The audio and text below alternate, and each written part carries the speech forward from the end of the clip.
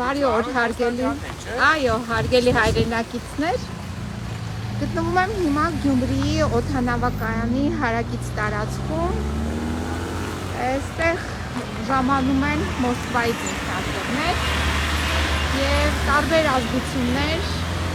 այդ ինքնաթիռով գալիս են Հայաստանի Հանրապետություն,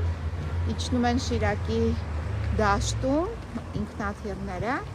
օդանավակայանում, օդանավակայանը բավականին լավ հագեցված է, կարող է ցանկացած